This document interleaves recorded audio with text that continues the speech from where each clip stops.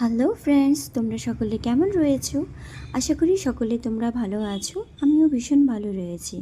আজকে আমি তোমাদের সঙ্গে নিয়ে এলাম আমার আরেকটি নতুন ব্লগ। তো সকলকে স্বাগত আমার ব্লগে। আমার চ্যানেলটির নাম রয়েছে লপি সাহা। যারা এখনও অবধি সাবস্ক্রাইব করনি, প্লিজ একটু সাবস্ক্রাইব করে দিও। তো চলো শুরু করছি আজকের ব্লগটি। তো আজকে আমরা চলে এসেছি রামকৃষ্ণ মিশনে। আমাদের শিলিগুড়ি সাউডাঙ্গি হাট, এখানেই রয়েছে এই আশ্রমটি। তোমরা যদি কেউ এই আশ্রমটিতে আসো তাহলে বুঝতে পারবে জায়গাটি কতটা সুন্দর, কতটা পিসফুল। কারণ তোমরা দেখতেই পাচ্ছ আমরা যেখান দিয়ে ঢুকছি চারিদিকে গাছ আর গাছ। যারা এসেছো তারা নিশ্চয়ই জানো জায়গাটার বিষয়ে। কারণ আজকে যেহেতু এখানে মহোৎসব রয়েছে, তো সে কারণে এত ভিড়। তো অন্যান্য দিনও লোক থাকে, বাট জায়গাটা ভীষণ শান্ত। একটা অন্যরকম অনুভূতি রয়েছে। চারিদিকে গাছ আর গাছ, মানে এত সুন্দর লাগে যে বলে বোঝাতে পারবো না।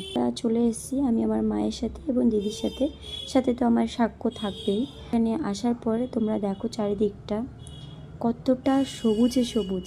যারা এখনও আসোনি তারা অবশ্যই এসো। লোনে সামনে দেখো আশ্রমটি, আর ডান সাইডে রয়েছে প্রণামী জমা করার জায়গা। এই যে জায়গাটি দেখছো এটা আশ্রমের পাশেই। তো এখানে প্যান্ডেলটি করা হয়েছে অনুষ্ঠানটা করার জন্য। তো দেখো এখানে কত লোক এসেছে, মানে জায়গা থেকে এসেছে। মহারাজরা এসেছেন, তারাও নাকি বাইরে থেকে এসেছেন। তো আমরা এখানে কিছুক্ষণ বসলাম। আর আমার সাক্ষ্যকে দেখো এখানে চুপ করে বসে হাত জোড় করে আছে, শুনছে কথাগুলো। তো এখানে কিছুক্ষণ থাকার পরে আমরা পেছন সাইডে চলে যাই, মানে প্যান্ডেলের পেছনে যেখানটায় প্রসাদ বিতরণ করে। আর এই যে আমার মহারাজ কোলে উঠবে, কোলে নেব না বলে এই যে দৌড়ানো শুরু করবে। এখন ওর এখানে দৌড়াদৌড়ি শুরু হলো ওর।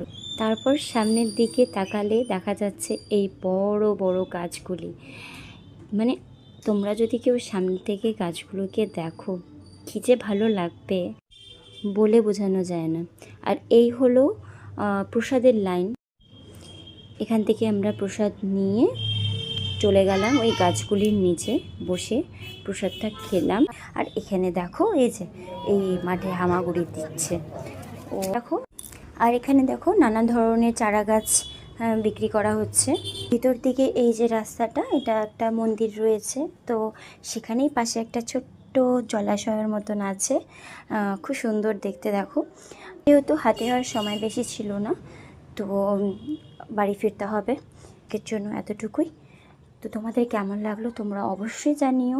যদি আমার ভিডিওটা ভালো লেগে থাকে তাহলে লাইক, কমেন্ট, শেয়ার প্লাস সাবস্ক্রাইবটা অবশ্যই করে দিও।